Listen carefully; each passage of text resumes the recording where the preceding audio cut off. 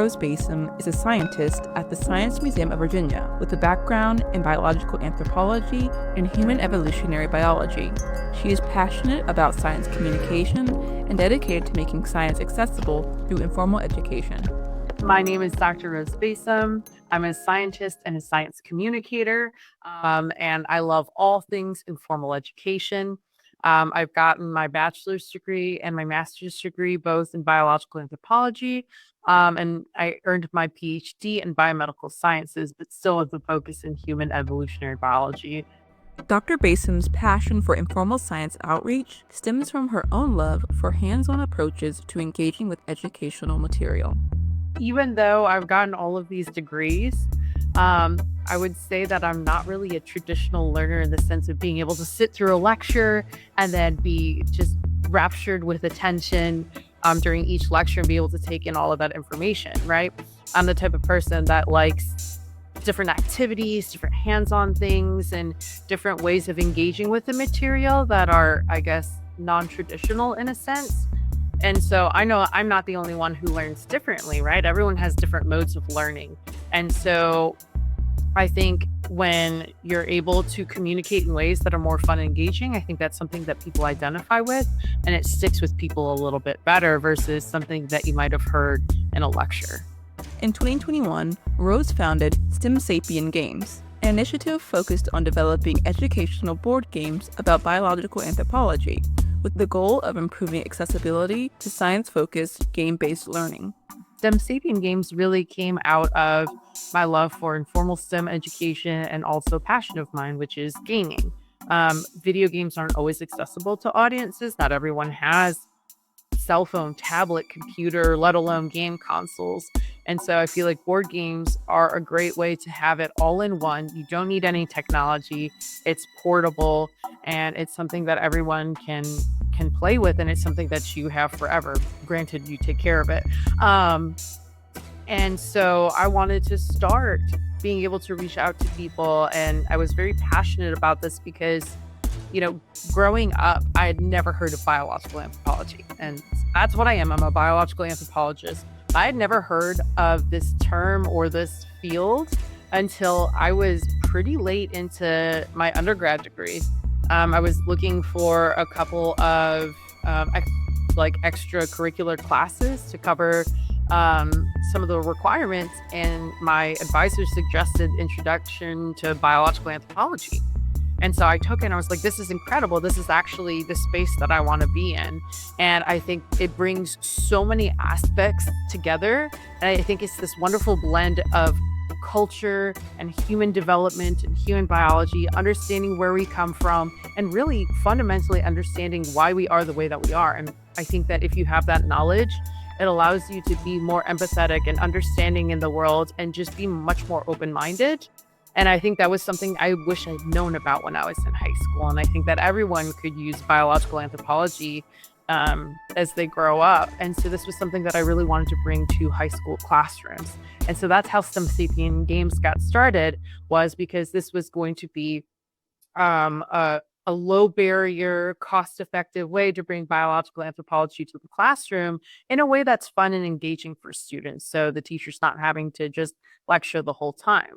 And so that's how this idea got started. And it was through the residency that I was able to get some of the seed money to get started as well. And so from there, I just learned how to not only develop what I was working on with the game, but also all of the business aspects that come with that, and also all of the ways to be evaluating whether what I was doing was effective or not, and finding ways to continuously improve the model that I had created for STEM Sapien Games. And the coolest thing that really came out of that too was not only being able to launch a website and get the initiative started, but there is someone who actually found me. Her name is Avril. And so she was an undergraduate student also in anthropology, and she was really interested in what I was doing. And so she wanted to become a part of the team, and she did. So she did all of our marketing and communications. And so it was super helpful in that way to find people who are just as passionate about the work that you're doing and to work alongside you on a team to bring these board games to life. Our first game that we developed was called EvoHom, and we were able to develop this game. I did a lot of play testing online and in person, and I was able to talk about this concept with high school educators through my own conference for biological anthropologists. And so it was cool to get some feedback in that sense as we were developing the game, to see what teachers wanted out of something like this, and be able to incorporate that into the game as we were developing it.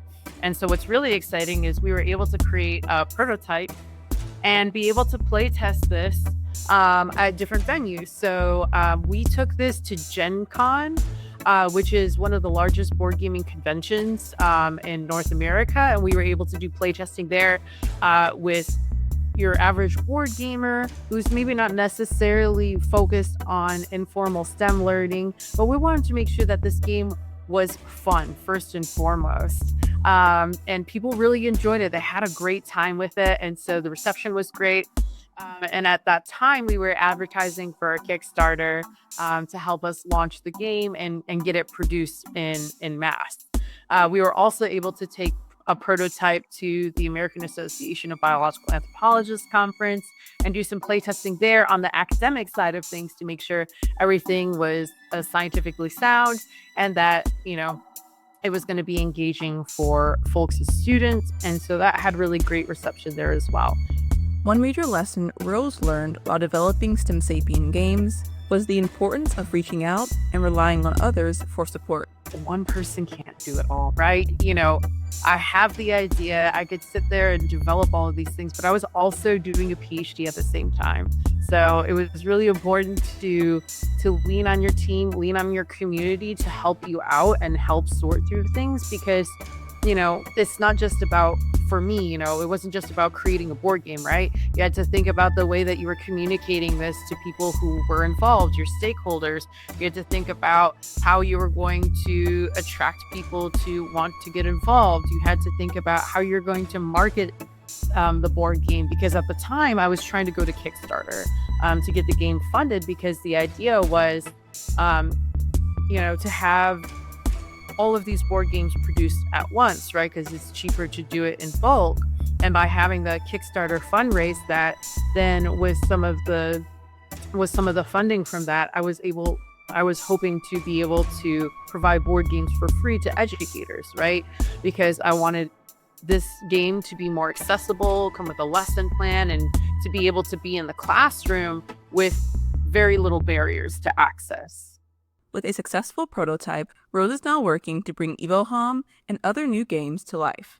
And I actually took a pause for a little bit just to finish up my PhD. But now that I'm finished, I want to go back into diving into EvoHom and seeing how we can make this game come to life to be able to give it to educators. So I'm bringing it back to the American Association of Biological Anthropologists conference next month in March of 2025. And do some more play testing, because we were able to improve based on what the feedback was, just to make sure that we've honed in all the components and all the play of the game. And we're going to try and bring it back to the market again in the near future as well. And so there's a couple of other games that we're working on. Like I said, this is just the first of many games. So there's 2 other concepts that we're working with. And so we're hoping to start beginning playtesting those games and working on that as well. And figuring out how we can get all of these games out to the folks who want them for their classrooms, because all of this includes lesson plans, right? We just want to make sure that it's low barrier to access. It fits in with the curriculum. So we look to next generation science standards, so that common curriculum that a lot of states use, in order to be able to integrate it more seamlessly into the curriculum and help educators identify where it fits best in the classroom as well. Dr. Basom's biggest advice for anyone interested in informal science outreach is simple: just start. You can start whenever you want, right? You may not have the funds to get started. You may not have a whole lot of materials at hand, but you have your idea and you can always start developing that. I mean, when I first started developing the first board game, it wasn't even EvoHom really in its infancy. I just cut out a ton of paper to make like playing cards and things like that. And I just used the little materials that I had around me and got pen to paper and figured out what I wanted this game to look like. And so even just noodling around on these ideas and figuring out, all right, how can I bring this to life?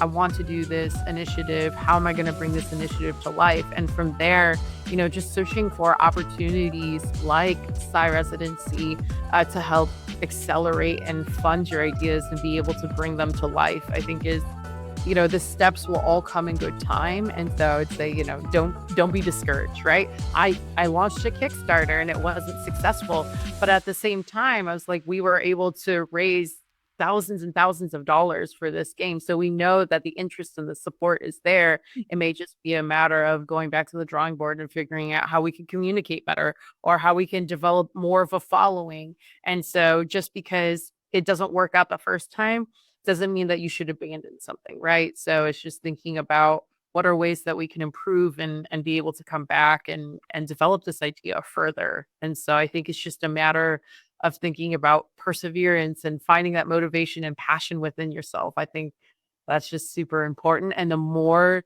that you think about it and you do this on a daily basis, the easier it becomes. So I think the biggest piece of advice is just getting involved with your own ideas and working on it on a regular schedule will help you get into that mindset and help slowly bring your initiatives to life. Another key piece of advice: don't hesitate to connect with others. Don't be afraid to reach out to people, right? I think people are always afraid to ask. I was like, if you don't ask, you're definitely not going to get it, right? So what is that Wayne Gretzky quote? You miss 100% of the shots you don't take.